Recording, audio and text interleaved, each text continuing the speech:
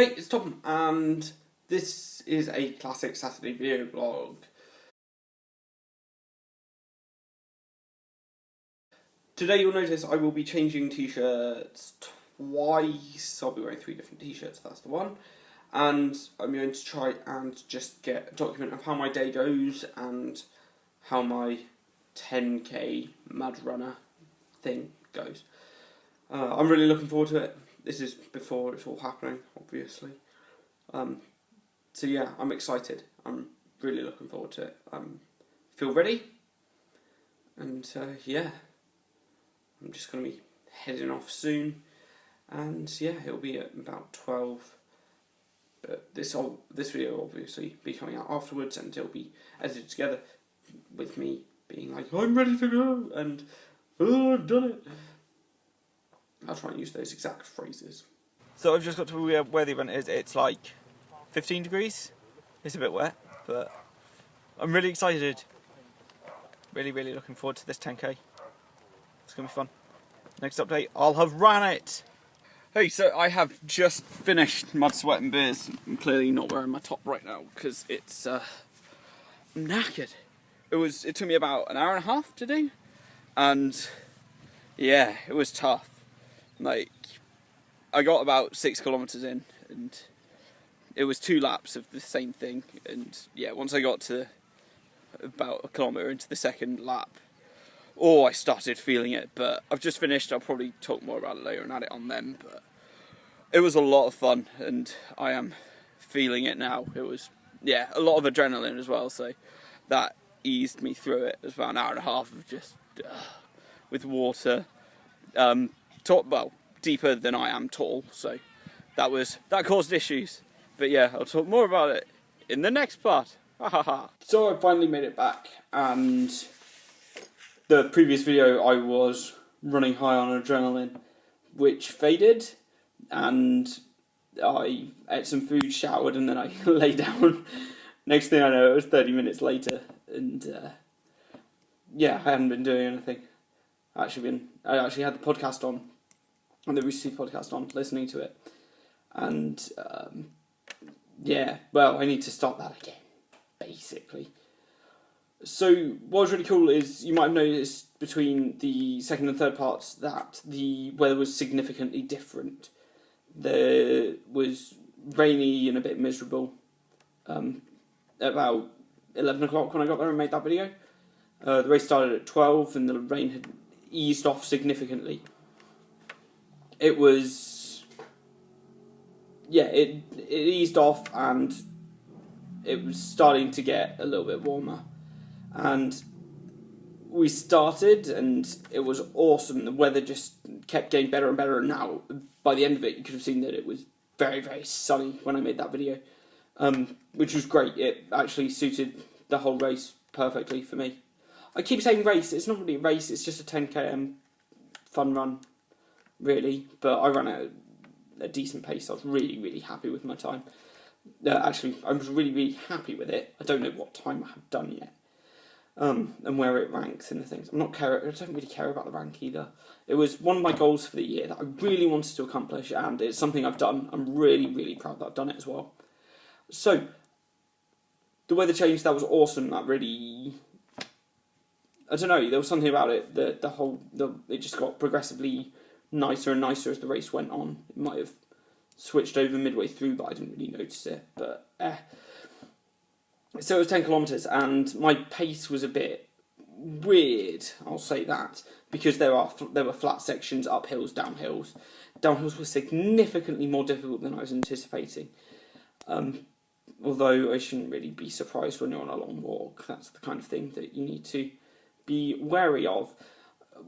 So it was split into 2 5-kilometre laps, and once I got about a kilometre into the second lap, it really started to hit me how hard this thing was. I was looking forward to it, and I thought it would be all right, but it was, yeah, more difficult than even I was anticipating, really. But it was a solid challenge, and at the end of it, I was completely drained, and yeah, I've really been feeling it.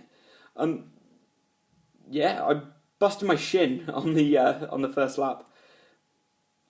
I don't know how I did it. I must have just like run into a branch or something. I think it was before I even got to the first water hazard, and yeah, it was bleeding by the time I got to the end, and yeah, I've had to wash it all up, and every time I touched water or anything, it was just like stinging. But yeah, there was water hazards, and I think there were 7 different ones, and a few of them were like waist deep, which is fine. I can negotiate that. Others were up to my shoulders, and then 2 of them were deep. They were deeper than I am tall, so I'd take a step and there wouldn't be anything to step on for me. I'd be struggling to stay up, but yeah, it was. I can swim, so it didn't really affect me. But yeah, the first time there's like a big lake in the track as well, and you needed to cross it. There was a rope to pull yourself across on. On the second lap I used it. On the first lap, there were people just clambering on. It seemed like they were struggling with it. So I just front crawled the whole way across. Why not? Like absolutely, yeah, thrashed it at that point, I think. But the first lap felt longer because I didn't know what was coming up, but the second lap was really intense. I knew what was coming up and where things would be, but it was more difficult because, one, I'd already done 1 lap, and 2, everyone else had already done 1 lap, so all the mud had been really churned up. I was quite far forwards most of the way through. Actually, yeah, most of the way through. But the first lap, it was nice where I was. Like, all the mud hadn't been churned up. It wasn't that bad. But the more and more people ran through, the more difficult it became. So on the second lap, it was quite hellacious in places. For some reason, in my head, I was just singing along to the tune of Dark Horse by Katy Perry.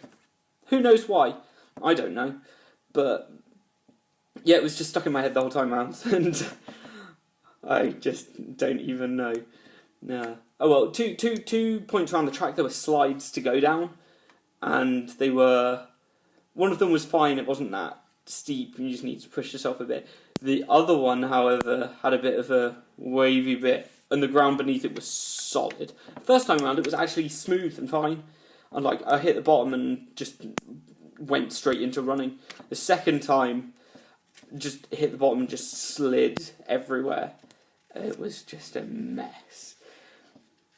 The most difficult obstacle I found was this net obstacle. It was bungeed to the ground, so you'd lift it up, and it was a real challenge to lift it up, and then you need to crawl under, and it was really tough, and you'd get so covered in mud from that it was a challenge.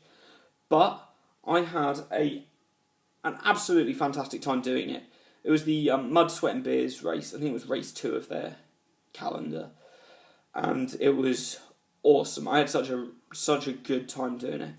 I went in really not knowing what to anticipate, but yeah, it was totally worth it. I got such a rush of endorphins at the end once I'd finished that it was just so great. I understand why people do them again and again and again.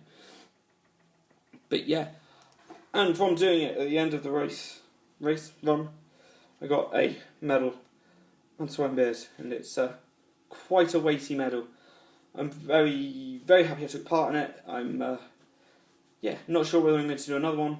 Right now, I'm like, that was great, but maybe I could do it better. I don't know. I'll see when the times are posted. Really, probably. Oh well, that's going to wrap it up for today. Been all about my 10k run. I might do another video at some point about how my week's been going, but it's really just been training for this. Thanks for watching. If you enjoyed this video, like, comment and subscribe. Peace.